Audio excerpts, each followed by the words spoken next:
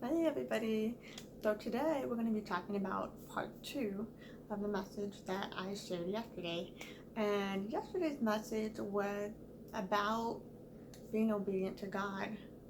And there are some of us that have not started on the work that God gave us to do. We've put it off.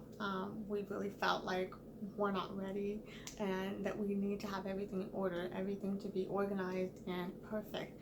But God's not asking for perfection, He's asking for obedience.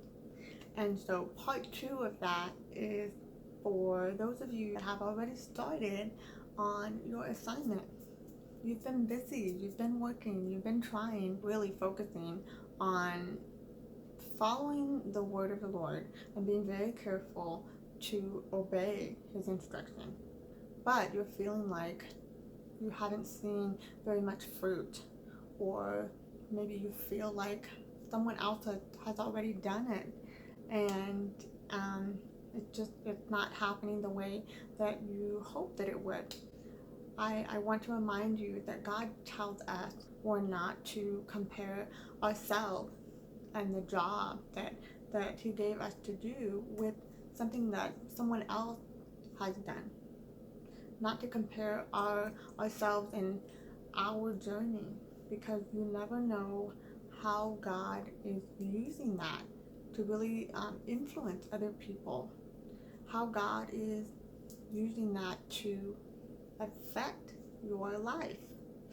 You don't know what it is that He's doing with that process that you're going through. So don't be discouraged. Don't be afraid. Just keep going forward. Keep going forward and continue working on what it is that He's given you to do. Continue. Don't quit. Don't be afraid. Don't stop. Keep going. This word that I have is also from Haggai, and this is chapter 2. And I'm going to go ahead and read it, but I'll post it so you can see it on the screen. Okay? Verse number 2 says, "Speak to Zerubbabel, son of Shealtiel, governor of Judah, to Joshua, son of Jehozadak, the high priest, and to the remnant of the people. Ask them, who of you is left who saw this house in its former glory? How does it look to you now? Does it not seem to you like nothing? But now be strong, O Zerubbabel, declares the Lord. Be strong, O Joshua, son of Jehozadak, the high priest.